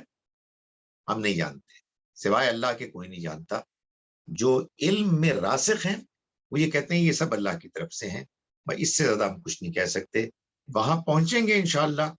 تو ہم جان لیں گے کہ ان کی حقیقت کیا ہے. رہی جو باتیں دنیا سے متعلق ہیں تو واضح باتیں ہیں, ان کے لیے متشابہات کی کیا ضرورت ہے. ہمارے ہاں ایک یہ ٹینڈنسی رہی ہے کہ بعض لوگ جو ہیں جب ان کو کوئی بات سمجھ میں نہیں آتی تو کہتے ہیں یہ متشابہات ہیں.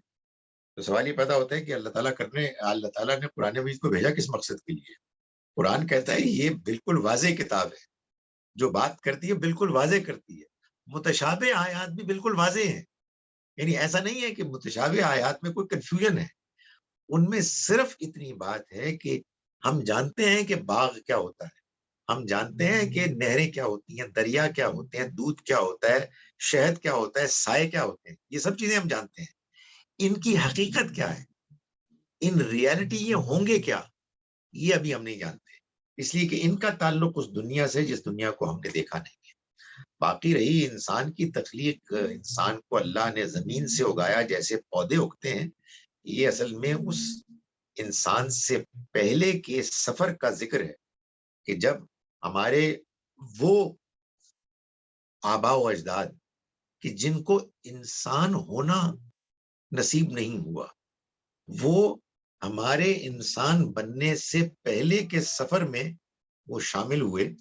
اور پھر یہاں تک پہنچے. تو اس کو اللہ تعالیٰ نے سورہ سجدہ میں سورہ نمبر 32 میں غالباً آیت نمبر 7 سے 9 میں اس کا ذکر ہے, اور سورہ نوح میں سورہ نمبر 71 کی آیت نمبر 17 میں بیان ہوا ہے, اور سورہ نجم سورہ نمبر 53 کی غالباً آیت نمبر 20 ہے, جس میں اللہ تعالیٰ نے بتایا کہ یہ تو زمین سے اگے ہیں. اور بھی ہیں بہت ساری قرآن مجید کی آیات جس میں یہ بات بیان ہوئی ہے. اب آپ نے ڈراپ کر دیا اپنا ہاتھ, تو مریم گیلانی صاحب کا سوال ہے, جو سوال کر لیں وہ اپنا ہاتھ ڈراپ کر دیں. جی سر یہ جو آیت نمبر 111 میں جو یہ بات ہے کہ ہر جان جگتی ہوئی آئے گی, اس کو تھوڑا سا مزید وضاحت کر دیں اس کی. جی, یعنی مطلب یہ ہے کہ جب اس طرح کی بات ہوتی ہے تو اس میں خیال یہ ہوتا ہے کہ ہر جان سے مراد ہر جان ہے. دیکھیے یہ جو زبان ہوتی ہے یہ منطق نہیں ہے, بلکہ یہ نطق ہے. یہ جو بات, جو انداز, اسلوب اہل زبان استعمال کرتے ہیں, اسی انداز میں یہ اللہ تعالیٰ نے اس کو بیان کیا ہے. تو یہاں جو بات بیان کرنی مقصود ہے وہ یہ ہے کہ ہر وہ جان کہ جس کے بارے میں فیصلہ آ گیا ہوگا یا آنے والا ہوگا کہ اب یہ پکڑے جائے گی, تو وہ اپنے لیے اپنے حق میں باتیں کرتے ہوئے, جھگڑتے ہوئے آئیں, اور اپنے دفاع میں طرح طرح کے غلط صحیح انٹ سنٹ وہ دلائل لے کر آئیں گے اپنے آپ کو چھڑانے کے لیے. جو قرآن نے کئی جگہ بیان کیا ہے نا, کہ کبھی وہ اپنے لیڈرز کو بلیم کریں گے, کبھی لیڈرز اپنے فالوورز کو بلیم کریں گے, کبھی وہ اپنے ان نام نہاد معبودوں کو بلیم کریں گے کہ جن کی وہ عبادت کرتے تھے, اور وہ اپنے ماں باپ کو, بہن بھائیوں کو, اپنے کنبے کو, اپنی اولاد بیوی کو, سب کو, بیویوں کو فدیے میں دینے کے لیے تیار ہو جائیں گے. یہ اس کا ذکر ہے. بھائی مجھے کنفیوژن ہو رہا ہے یہاں, جنہوں نے سوال کر لیا ہے وہ ذرا ڈراپ کر دیں تاکہ میں پہلے اس میں سوال کر لوں. نازش صاحبہ آپ کا سوال ہے, میری اسکرین پہ کنفیوژن ہو رہا ہے. پھر ایک اور ہاتھ آ گیا. جنہوں نے سوال کر لیا وہ بعد میں دوبارہ اٹھا لیجئے. ابھی نازش صاحب آپ سوال پوچھیے. السلام علیکم ڈاکٹر صاحب. ڈاکٹر صاحب یہاں جو کھانے کا ذکر ہے تو یہ تو بہت واضح ہے کہ مردار کا گوشت اور لہو اور سور کا گوشت حرام ہے. اب ایکچولی ہوتا یہ ہے کہ ہم جس مطلب ہماری جو فرینڈس وغیرہ ہیں وہ ایک زمانے میں میرے ایک پڑوسی تھے, وہ 11ویں شریف پہ کچھ بناتی تھی اور میٹھا بناتی تھی اور وہ بہت ہی مزے کا ہوتا تھا. تو وہ ہر 11 مہینے کی وہ آئی تھنک غوث پاک کا کوئی ختم کرتی تھی, اور میں ان کو کہتی تھی کہ جب آپ بنائیں تو مجھے ضرور بھیجیے گا, بیکاز وہ کبھی زردہ کبھی میٹھا ہوتا تھا. دین آئی ریئلائز کہ I should not ask her, because یہ अच्छा, फिर काफी परेशानी रही कि खाऊं ना खाऊं। यही बात होती है कुंडे पे जाने में कि आया उसका खाना खाना चाहिए या नहीं, क्योंकि लोग इसरार से बुलाते हैं। और यही बात होती है मजलिसें जो होती है ना मुहर्रम की, उनके खाने बड़े मजे के होते हैं, जैसे शीरमाल वगैरह, उसका टेस्ट ही अलग होता है। अब मुझे ये होता है कि जस्ट बिकॉज ऑफ वो एक नदीदापन होता है, but should that be avoided और it could be eaten because इसमें कोई गोश्त नहीं है, या मुझे थोड़े से इसमें क्लैरिटी दे दें प्लीज। ये जितने भी लजीज खानों का आपने जिक्र किया है ये सब हमें आप बड़े शौक के साथ,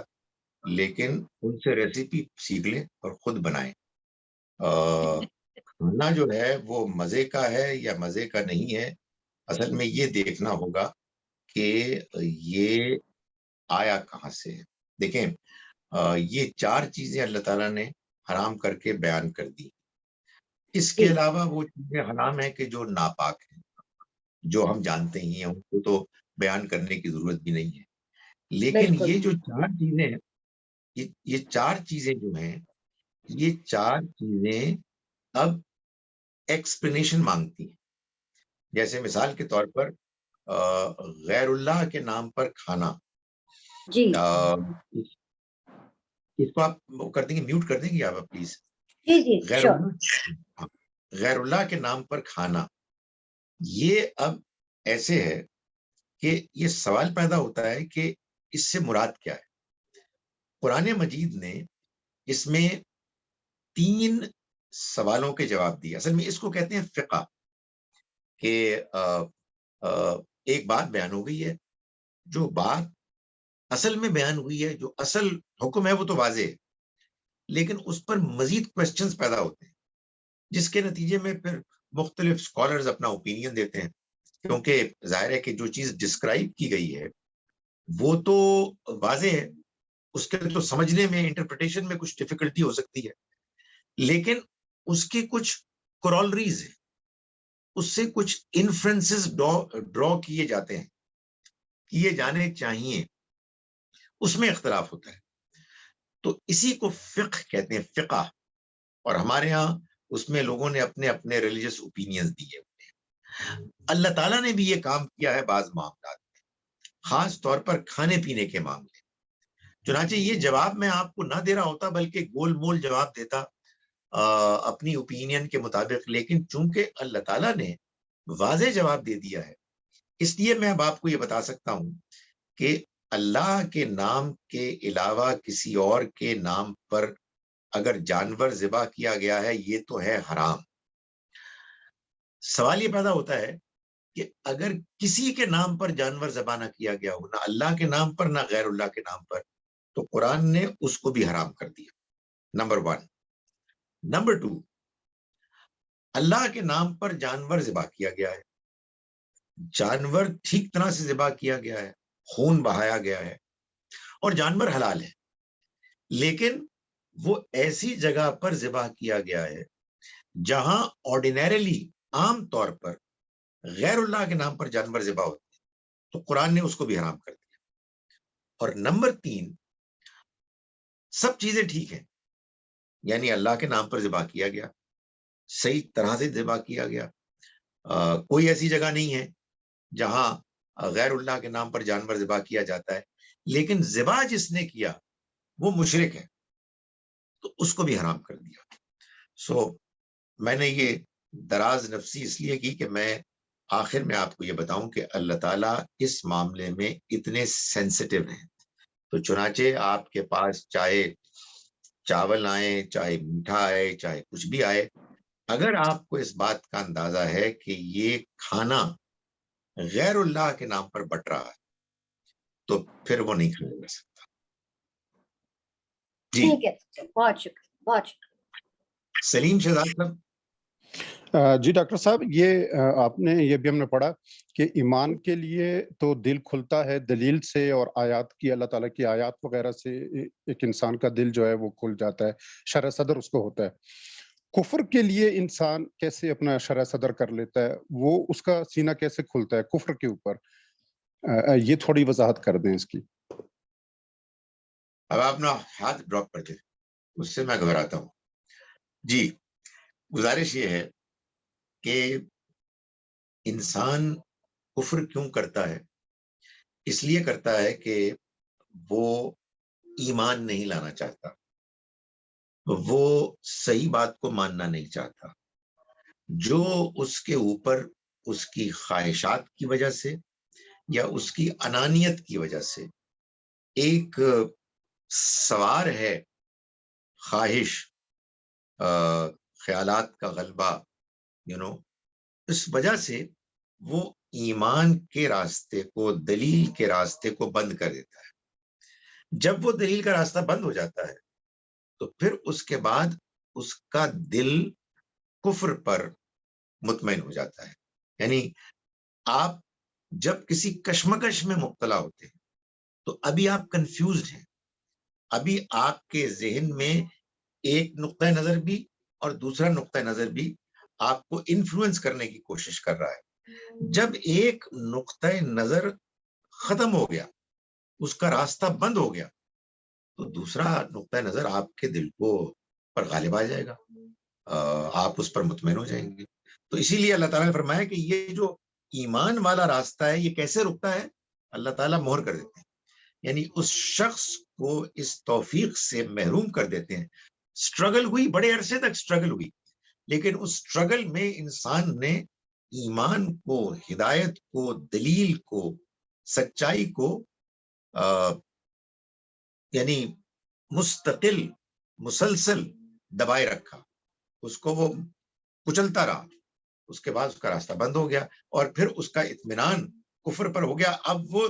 ہدایت کی بات سنتا ہی نہیں. جی شبنم صاحبہ. سر اللہ تعالیٰ کے ذکر کے حوالے سے کویسچن تھا. سر ظاہر ہے بہترین صورت تو اللہ کے ذکر کی نماز اور قرآن ہے, لیکن سر بعض اوقات ہم فری ہوتے ہیں, فری ٹائم میں ڈفرینٹ تسبیحات کرنا چاہتے ہیں, ڈفرینٹ ٹائپس آف استغفار, دوشی وغیرہ,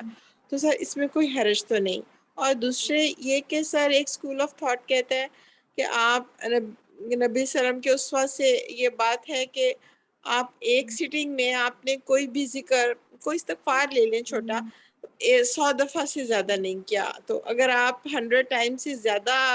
کوئی پڑھنا چاہتے ہیں, 2 تسبیحات کرنا چاہتے ہیں, تو آپ اٹھ کے چکر لگائیں یا جگہ بدل لیں یا کچھ. تو سر کائنڈلی اس میں گائیڈ کر دیں. آپ کائنڈلی پہلے ہینڈ ڈراپ کریں. جی, گزارش یہ ہے کہ بالکل ٹھیک ہے. جب نبی صلی اللہ علیہ وسلم سے ہم کو یہ بات معلوم ہو گئی کہ ہم قرآن مجید اور نماز کے علاوہ بھی اللہ کا ذکر کر سکتے ہیں, کرنا بڑی محبوب مطلوب چیز ہے, تو پھر ہم کون ہوتے ہیں اس بارے میں کوئی بھی رائے دینے والے, سوائے اس کے کہ میں یہ کہوں یا کوئی شخص یہ کہے کہ نہیں یہ بات جیسے آپ کو پہنچی ہے ایسے ہے نہیں, یا ہمیں اس بات کے نبی صلی اللہ علیہ وسلم سے ہم تک پہنچنے میں کچھ وہ ہے, شبہ ہے, یا کچھ سوالات ہیں جن کی وجہ سے ہم مطمئن نہیں ہیں.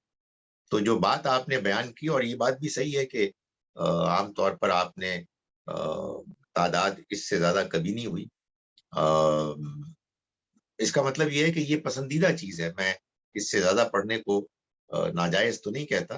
لیکن پسندیدہ یہی. تاہم ایک تاہم کے بعد امپورٹنٹ آپ کا یہ کنڈیشن ہے,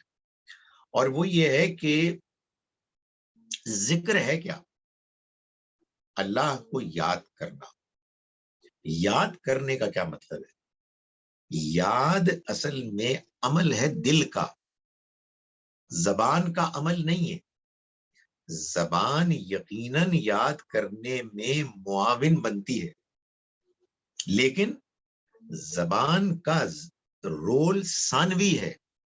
ہمارے ہاں جو ایک بڑی مشکل ہوئی ہے وہ یہ ہوئی ہے کہ ہم نے جو قرآن کے ساتھ کیا ہے, جو نماز کے ساتھ کیا ہے, وہی ذکر کے ساتھ بھی کیا ہے. قرآن کے ساتھ کیا کیا ہے؟ ہم نے بڑی محنت کے ساتھ یہ فلسفہ, یہ نیریٹو لوگوں پہ عام کیا ہے کہ قرآن مجید کو بغیر سمجھ کر پڑھنا بھی ثواب، اور یہ نیریٹو کامیابی کے ساتھ پاپولر ہو گیا. اور میں یہ دیکھتا ہوں کہ یہ پروپیگنڈا ہوتا ہے، بڑی چیز ہوتی ہے. پروپیگنڈے سے لوگ متاثر ہوتے ہیں، وہ آپ کی بات سن کے غصے ہو جاتے ہیں، آپ کے خلاف ہو جاتے ہیں، چاہے بات ان کی کتنی کمزور کیوں نہ ہو. سو قرآن ہدایت کے لیے آیا ہے. قرآن بار بار کہتا ہے کہ غور کرو، تدبر کرو. تو قرآن کو جیسے سمجھ کر پڑھنا ہے، نماز کو جیسے سمجھ کر پڑھنا ہے، ذکر کو ویسے سمجھ کر کرنا ہے. سو جب آپ نے کہا کہ استغفار کی تسبیح یا سبحان اللہ، الحمدللہ، لا الہ الا اللہ یا درود ابراہیم، یہ سب کچھ پڑھنا ظاہر یہ ذکر ہے سارے، لیکن اس میں پوری کوشش یہ ہونی چاہیے کہ ہم اس کے مفہوم پر غور کر کے اپنے اوپر اس کو اثر انداز ہونے دیں. ورنہ یہ وظیفہ ہے. آپ کہیں گے یہ وظیفہ کیا ہوتا ہے؟ میں وظیفے کو یہ سمجھتا ہوں کہ بعض لوگوں نے یہ تجربے سے سیکھا ہے کہ بعض اسی طرح کے اذکار کو محض پڑھ لینے سے آپ کے کچھ دنیاوی کام ہو جاتے ہیں. تو آپ اس کو اتنی مرتبہ پڑھ لیں، اس کو اتنی مرتبہ پڑھ لیں، مغرب کے بعد پڑھیں، فجر کے بعد پڑھیں، وغیرہ وغیرہ، تو آپ کو جو پریشانی آج کل لاحق ہے وہ کم ہو جائے گی، یا وٹ ایور جو آپ کے کاروبار کی مشکل ہے وہ دور ہو جائے گی، یا وٹ ایور اللہ کرے گا. تو مجھے اس پہ کوئی اعتراض نہیں ہے، سوائے اس کے نمبر 1 کہ یہ جان لینا چاہیے کہ یہ دین نہیں. نبی صلی اللہ علیہ وسلم نے ہم کو یہ نہیں بتایا، اور ایک انسان کا تجربہ ہے. اگر ایک انسان کے تجربے میں یہ بات آ گئی کہ بعض اذکار کے جو قرآن اور حدیث کے ہیں ان سے کوئی دنیاوی فائدہ ہوتا ہے تو ہوئے، اس کو ذکر نہ کریں، اس کو کہیں وظیفہ. تو اس لیے اس میں فرق کرنا چاہیے. آپ ذکر کرنا چاہتے ہیں سبحان اللہ، لیکن وہ ذکر پھر ذکر ہونا چاہیے، یعنی دل کا عمل ہونا چاہیے. اچھا میں یہ نہیں کہہ رہا کہ آلویز، بھائی کہاں ایسا ہوتا ہے کہ ہماری ساری نمازیں حضوری کی ہوتی ہیں، لیکن ہر نماز میں کوشش یہ ضرور ہونی چاہیے. اور جس نماز میں ہم اللہ کو ڈھنگ سے یاد نہیں کر سکے، جس تلاوت میں ہم اللہ کو ٹھیک طرح سے نہیں یاد کر سکے، قرآن کو نہیں سمجھ سکے، اس پر افسوس ہونا چاہیے. جی مریم صاحبہ. جی سر، یہ آیت میں جو ہے قرآن قرآن عربی زبان میں ہے، فصیح و بلیغ. سر یہ اہل عرب جو سمجھتے تھے کہ عربی زبان ایسی ہے، یا الگ سے بھی اللہ نے بھی یہ بتایا کہ یہ کوئی عربی زبان جو ہے وہ اس طرح کی کوئی چیز، جیسے اہل عرب کہتے کہ یہ فصیح، باقی اجمی ہے تو ہم عربی ہیں. میری گزارش یہ ہے کہ عربی تو عربوں ہی کی تھی اور ہے، تو جب اللہ تعالیٰ یہ کہیں گے کہ عربی مبین، تو ظاہر ہے کہ یہ فارس میں رہنے والوں کے لیے تو نہیں کہا ہے. فارس میں رہنے والے، ہند میں رہنے والے، یونان میں رہنے والے جب عربی پڑھیں گے اور ان کو یہ بتایا جائے گا کہ قرآن عربی مبین میں ہے، تو یہ عربی مبین عربوں کی جو عربی مبین کی انڈرسٹینڈنگ ہے وہی ہوگی. سو عربی زبان میں بہت فصاحت و بلاغت ہے، اور قرآن مجید عربی زبان ان عربوں کی جن میں قرآن نازل ہوا ان میں کا سب سے بہترین نمونہ ہے، شاہکار ہے. جی نازش صاحبہ. ڈاکٹر صاحب ابھی آپ نے ذکر کیا کہ جو تسبیحات اور وظیفے ہوتے ہیں وہ دین کا حصہ نہیں ہیں اور حضور صلی اللہ علیہ وسلم نے نہیں بتائے، تو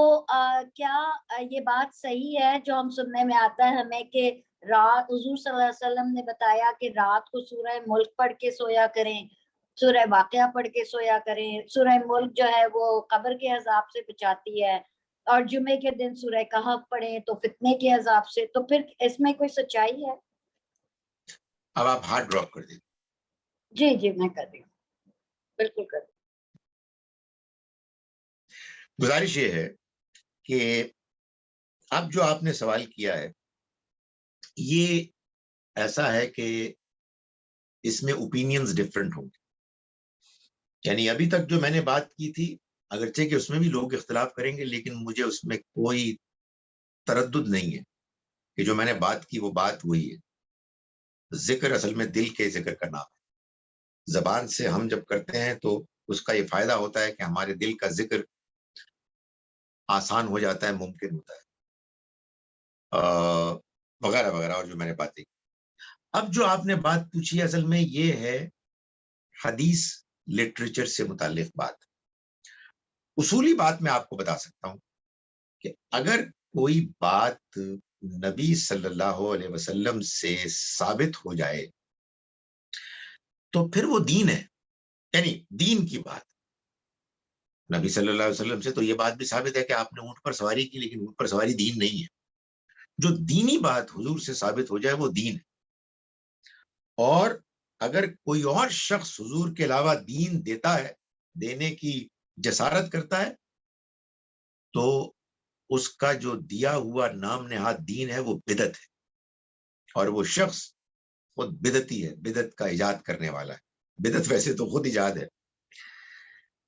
حدیث میں جب اس طرح کی باتیں آتی ہیں تو اس میں اوپینین ڈیوائیڈڈ ہوگا. بعض لوگ تحقیق کی روشنی میں بتائیں گے کہ یہ بات حضور کی بات لگتی ہے، زیادہ امکان یہی ہے کہ حضور نے ایسا ہی فرمایا، تو وہ اس کو کریں گے اور مجھے ان پر کوئی اعتراض نہیں ہوگا اگرچہ کہ میں اس سے اختلاف کر رہا ہوں. اور بعض کہیں گے کہ نہیں، یہ حضور کی بات نہیں لگتی. وہ بھی اپنی جگہ پر ٹھیک ہے، یہ بھی اپنی جگہ پر ٹھیک ہے. ایک دوسرے پر لان تان نہیں کرنی چاہیے، ایک دوسرے کو اپنے دلائل سمجھانے چاہیے. یہ جتنی بھی آپ نے باتیں بیان کی ہیں، رات کو سونے سے پہلے یہ اور فلاں اور جمعے کے دن سورہ کہف، میری آرڈنری انڈرسٹینڈنگ میں، اور میں تمہید مان چکا ہوں کہ اس میں جھگڑے کی کوئی ضرورت نہیں. اس میں جو دیانتداری سے آپ بات صحیح مانتے ہیں اس کو آپ مان لیں. میری اپنی آرڈنری انڈرسٹینڈنگ میں یہ اصل میں زیادہ امکان یہ لگتا ہے کہ حضور نے نہیں فرمایا. اس لیے کہ ایک تو عام طور پر اس طرح کی جتنی بھی روایات ہیں ان میں جو محدثانہ تنقید ہے نا راویوں پر، وہ اکثر کے بارے میں آپ کو مل جائے گی کہ ایک راوی نیریٹر، راوی جانتے ہیں نا کہ جو درمیان میں کسی نے کسی سے سنا، اس نے ان سے سنا، اس نے ان سے سنا،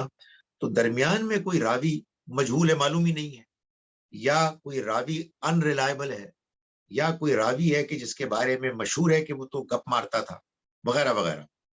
تو ایسی حدیث کو تو قبول نہیں کیا جائے گا. تو اس طرح کی بہت سی حدیثیں وہ ہیں کہ جن میں یہ کمزوری ہے. دوسری پرابلم بعض اوقات یہ ہوتی ہے کہ اگرچہ کہ کوئی راویوں کے بارے میں کمزوری تو نہ ہو، لیکن آپ کو جو مفہوم ہے، جو پیغام ہے، اس میں کچھ پرابلم لگتی ہے. مثال کے طور پر ایک شخص ہے کہ جو آئی ڈونٹ نو واٹ سورہ واقعہ یا سورہ ملک یا جو بھی ہے، وہ رات کو پڑھ کے سوتا ہے تو وہ فلاں عذاب سے بچ جائے گا. سوال یہ پیدا ہوتا ہے کہ چاہے وہ ملاوٹ کر رہا ہو، چاہے اس نے اپنے ہمسائے کو تنگ کیا ہوا ہے، چاہے اس نے اپنی بہن کا جو وراثت کا حق ہے وہ مار لیا ہے. یہ بڑا مسئلہ ہے. ہمارے ہاں اس طرح کی احادیث کی شہرت کی وجہ سے اتنی غلط فہمیاں مشہور ہوئی ہیں کہ جس کے بعد لوگ تسبیحات لے کے بیٹھ جاتے ہیں اور پھر فراڈ کرتے ہیں. آپ دیکھتے ہیں ایک طرف بھائی صاحب یہ کر رہے ہیں اور دوسری طرف ظلم کر رہے ہیں، جھوٹ بول رہے ہیں، بکواس کر رہے ہیں، اور دونوں کام چل رہے ہیں. تو بات یہ ہے کہ اگر کسی کو اس پر اطمینان ہے تو وہ اس اطمینان کی بنیاد پر ٹھیک ہے، لیکن اپنے ذہن کو کھلا رکھیں. ضد کی بات نہیں ہے. اور جس کو اطمینان نہیں ہے وہ بھی اپنے عدم اطمینان کو دلائل کے ساتھ بیان کرے. ٹھیک ہوا جی؟ چلیے جی، انشاءاللہ اگلے جمعے تک اب ہم ریسٹ کرتے ہیں، اگلے جمعے ملاقات ہو. السلام علیکم. بہت شکریہ ڈاکٹر صاحب. اللہ حافظ. اللہ